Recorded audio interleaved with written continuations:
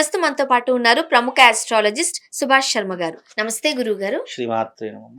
గురువుగారు, ఏప్రిల్ నెలలో రెండోసారి పంచగ్రహ కూటమి జరుగుతోంది. అవునండి. ఏం చెప్తారు?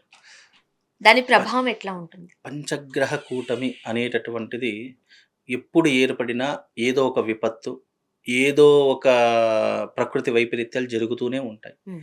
ఈసారి వచ్చేటటువంటి పంచగ్రహ కూటమి కేవలం అంటే మామూలుగా ఒక 4, 5 రోజులు మాత్రమే ఉంటూ ఉంటుంది. కానీ ఆ పంచగ్రహ కూటమి వల్ల ఎన్నో అనర్థాలు కూడా జరిగేటటువంటి విధానాలు ఏర్పడుతూ ఉన్నాయి. ఎందుకు అనంటే గనక ఈ పంచగ్రహ కూటమి అనేటటువంటిది ఏర్పడేటటువంటి సమయాలు గనక మనం చూసుకుంటైతే హ్మ్. ఈ ఏప్రిల్ 13వ తారీఖు రోజున ఈ యొక్క పంచగ్రహ కూటమి ఏర్పడుతూ ఉంది. ముగింపు ఎప్పుడు అనంటే గనక 17వ తారీఖు ముగింపు. అంటే దాదాపుగా 5 రోజులు 5 ఉంటుంది. రోజుల పాటు ఉంటుంది. అయితే ఈ పంచగ్రహ సోమవారం మొదలుకొని శుక్రవారం పూర్తవుతూ ఉంటుంది. కాబట్టి ఈ పంచగ్రహ కూటమిలో ఎలాంటి విధానాలున్నాయి అని అంటే గనక, ఈ గ్రహ కూటమిలో ఏ గ్రహాలు కలుస్తున్నాయి అని అంటే గనక బుధుడు, శుక్రుడు, కుజుడు, గురువు మరియు శని. ఈ 5 గ్రహాలు కూడా కలిసేటటువంటి కలయిక ఈ పంచగ్రహ కూటమిలో ఏర్పడడం జరుగుతుంది. కాబట్టి ఈ పంచగ్రహ కూటమి అనేటటువంటిది కొన్ని రాసుల వారి మీద ప్రభావితం చూపిస్తుంది. కొన్ని రాసుల మీద వ్యతిరేకత అనేటటువంటిది చూపిస్తూ ఉంటుంది. కానీ ఇది రాసుల పరంగా చూసుకునే దానికంటే ప్రపంచవ్యాప్తంగా చూసుకుంటే అందరికీ అర్థమయ్యేటటువంటి అంశాలు ఎన్నో రకాలుగా ఉంటాయి. ఎందుకంటే గ్రహ కూటములు ఏర్పడేటటువంటి సమయ సందర్భాల్లో గనక చూసుకున్నట్టయితే ప్రకృతి వైపరీత్యాలు ఎక్కువగా జరిగినటువంటి దాఖలాలుంటాయి. అంటే ఇప్పుడు పంచగ్రహ కూటమిని మనము అశుభ సూచికగా చూస్తూ ఉంటాం కదా! అంటే గ్రహ కూటమి ఏర్పడినప్పుడు తప్పకుండా ప్రకృతిలో కొన్ని వైపరీత్యాలు జరుగుతాయి. కొంతవరకు అవి ప్రభావితం చూపించినప్పటికీ కొన్ని రాసుల వారికి యోగాలు కనిపిస్తాయి. కొన్ని రాసుల వారికి నిరాశ నిస్పృహలు లోనవుతూ ఉంటాయి. అంటే కొంతమందికి శుభాలు, కొంతమందికి అశుభాలు జరుగుతూ ఉంటాయి.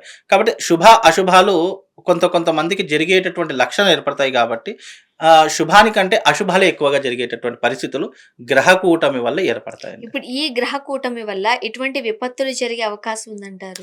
ముఖ్యంగా ఈ గ్రహ కూటమి ఆల్రెడీ ఇప్పటికే ఎన్నో విపత్తులు మనం చూస్తూనే ఉన్నామండి. ఏంటి దీనికి కారణము అంటే గనక ఈ యొక్క పరాభవ నామ సంవత్సరంలో మనకు ఏర్పడినటువంటి ఉగాది కావచ్చు, లేదు అనంటే గనక గ్రహాల యొక్క కలయిక కావచ్చు, యుద్ధ వాతావరణం కావచ్చు, ఇవన్నీ కూడా మనం గతంలో చూసుకున్నటువంటి అంశాలు. ఇప్పటికీ కూడా ఇజ్రాయిల్ గానివ్వండి, యుక్రెయిన్ గానివ్వండి, రష్యా గానివ్వండి, దుబాయ్ గానివ్వండి, పాకిస్తాన్ గానివ్వండి, ఇప్పటికే ఎన్నో యుద్ధాలను మనం ఎదుర్కొంటూనే ఉంటూ ఉన్నాం. ఇది ఇంకా రాబోయేటటువంటి రోజులలో తీవ్రమైనటువంటి విపత్తును కలిగించేటటువంటి అవకాశాలు ఎక్కువగా ఉన్నాయి. అంటే ఈ రోజుకి ఇరాన్, ఇజ్రాయెల్‌తో యుద్ధం, అమెరికా వీటి యుద్ధాలు ఆగుతాయా లేదా అని చూస్తూ ఉన్నాం. చాలా మంది అదే ధోరణిలో ఉన్నారు. అంటే కొన్ని రోజులు వాయిదా పడింది కదా, ఇది ఇలాగే ముగిసిపోతుందేమో అనుకుంటారు. కానీ రాబోయే రోజుల్లో ఇది ఇంకా విస్తారం జరిగేటటువంటి అవకాశాలు ఎక్కువగా ఉన్నాయి. ఏమిటి అనంటే గనక ఇప్పుడున్నటువంటి ఈ పంచగ్రహ కూటమి అనేటటువంటిది దేశ అల్లకల్లోలకు దారి తీసేటటువంటి పరిస్థితులు ఏర్పడతాయి. ముఖ్యంగా వైరస్ లాంటివి రావడము. ఎందుకంటే శని కూడా ప్రభావితం అవుతున్నాడు కాబట్టి వైరస్ లాంటివి రావడము, ఆర్థిక పరమైనటువంటి ఎదురు దెబ్బను మనము ఫేస్ చేయడము, ఇలాంటివి ఎక్కువగా ముఖ్యంగా ఈ పంచగ్రహ కూటమి వల్ల మీరు గుర్తుపెట్టుకోండి, ఆర్థిక పరమైనటువంటి ఇబ్బందులు అంటే ఎకనామిక్ అనేటటువంటిది తప్పకుండా ఇబ్బంది కలుగుతూ ఉంటుంది. అలాగే ఇప్పుడున్నటువంటి పరిస్థితుల్లో వ్యాధి రూపకంగా ఏదో ఒక వ్యాధిని అయితే ఎదుర్కోవాల్సిన పరిస్థితి ఏర్పడదు. ఆల్రెడీ కరోనా కంటే పెద్ద మహమ్మారి వచ్చిందని గతంలో మనం కొన్ని మీడియా న్యూస్లో చదువుకున్నాం, అది చూసాము. కాబట్టి ఇప్పుడు వచ్చేటటువంటిది కూడా అది ఇంకా మన దేశానికి రాలేదు, తొందరలోనే వచ్చేటటువంటి అవకాశాలు ఏర్పడుతూ ఉంటాయి. ఇక మూడవది ఏమిటి అంటే కనుక యుద్ధ వాతావరణం. యుద్ధము అంటే దేశాల మధ్య యుద్ధాలు పెద్దవిగా జరగడం, అంటే పెద్దవిగా మీన్స్ ఎక్కువ జరగడము, ఇప్పుడు ఉన్నటువంటి పరిస్థితుల కంటే ఇంకా తీవ్రమైనటువంటి స్థాయికి చేరుకోవడము, ఇలాంటివి ఎక్కువగా జరిగేటటువంటి పరిస్థితులు ఏర్పడతాయి. ముఖ్యంగా ఇంకా ఏమిటి అంటే రాజకీయాల్లో పెను మార్పులు. ఆల్రెడీ ఇప్పటికీ తమిళనాడులో కనుక చూసుకుంటే ఎన్నికలు జరుగుతూ ఉన్నాయి. ఇప్పటికే ఎన్నో రకాలైన విమర్శలు జరుగుతూ ఉన్నాయి. దేశవ్యాప్తంగా రాజకీయాల్లో సంచలనాలు జరిగేటటువంటి పరిస్థితులు ఈ గ్రహ కూటమి వల్ల ఏర్పడతాయి. ఇన్ని రకాలైనటువంటి పరిస్థితులు ఈ గ్రహ కూటమి వల్ల ఏర్పడతాయి. అలాగే ప్రమాదాలు, విమాన ప్రమాదాలు జరుగుతూ ఉంటాయి. రైలు ప్రమాదాలు ఎక్కువగా జరుగుతూ ఉంటాయి. విశేషంగా ఈ యొక్క సంవత్సరంలో ఈ గ్రహ కూటమి ఆధారంగా చూసుకుంటే ముఖ్యంగా ఆర్థిక వ్యవస్థ దెబ్బతినేటటువంటి పరిస్థితులైతే తప్పకుండా కనిపిస్తాయండి. ఇప్పుడు ఈ గ్రహ కూటమి వల్ల ఏ ఏ రాశుల వారికి ఎలాంటి ప్రభావం ఉంటుంది? ముఖ్యంగా కొన్ని రాసుల వారికి గనక చూసుకుంటే శుభయోగాలున్నాయి అని చెప్పుకోవచ్చు. అందులో రాసుల ప్రకారంగా చూసుకుంటే గనక మేష, వృషభ, మిథున, తులా రాశి, ధనుసు రాశి ఈ రాసుల వారికి శుభయోగాలు కలుగుతాయి. ఏ రకమైనటువంటివి అంటే గనక మేషరాశి వారికి ఆర్థిక పరిస్థితి మెరుగయ్యేటటువంటి అవకాశాలుంటాయి. అలాగే మేషరాశి వారికి పనులలో కూడా విజయం లభిస్తుంది. కాబట్టి మేషరాశి వారికి శుభయోగము. రెండవది వృషభ రాశి వ్యాపారస్తులకు అద్భుతమైనటువంటి లాభాలు చేకూరుతాయి.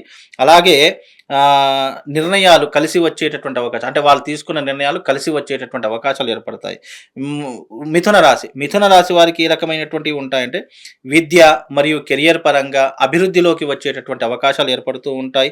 అలాగే నిలిచిపోయినటువంటి పనులు పెండింగ్లో ఉన్నటువంటి పనులు పూర్తయ్యేటటువంటి లక్షణాలు ఏర్పడుతూ ఉంటాయి. అలాగే కొత్త బాధ్యతలు చేపట్టేటటువంటి అవకాశాలు లేదా స్టాక్ మార్కెట్ కానీ లేదు అంటే కొత్త వ్యాపారాలు పెట్టడం కానీ ఇన్వెస్ట్మెంట్లు పెట్టడం కానీ ఇలాంటివి జరిగేటటువంటి అవకాశాలు ఈ యొక్క రాశి వారికి ఉంటూ ఉంటాయి. అలాగే ముఖ్యంగా మిథున రాశి వారికి కెరియర్ మరియు అన్ని రకాలుగా బాగుంటుంది. తులా రాశి వారికి కనుక చూసుకున్నట్టయితే ఆదాయ మార్గాలు పెరుగుతాయి. డబ్బు పరంగా ఆర్థిక పరంగా కొన్ని లాభాలు వచ్చేటటువంటి అవకాశాలు ఏర్పడుతూ ఉంటాయి. కుటుంబ పరంగా సంతోషం అనేటటువంటిది నెలకొంటూ ఉంటుంది. అలాగే తులారాశి వారికి కొత్త పనులు ప్రారంభించేటటువంటి అవకాశాలు కూడా ఏర్పడతాయి. కోర్టు కేసులు కానీ పోలీస్ స్టేషన్ వ్యవహారాదులు కానీ చిక్కులు చికాకులు కానీ అవన్నీ కూడా సమసిపోయేటటువంటి అవకాశం ఈ పంచగ్రహ కూటమి వల్ల ఏర్పడతాయి. ముఖ్యంగా ధనస్సు రాశి ఈ ధనుసు రాశి వారికి కూడా మంచి శుభ ఫలితాలే ఉన్నాయని చెప్పుకోవచ్చు. పాత పనులు ఏవైతే ఉన్నాయో అవన్నీ కూడా పెండింగ్లో ఉన్నటువంటి పనులు ఈ యొక్క గ్రహకూటం వల్ల పూర్తి చేసుకునేటటువంటి శక్తి సామర్థ్యాలు ఏర్పడతాయి.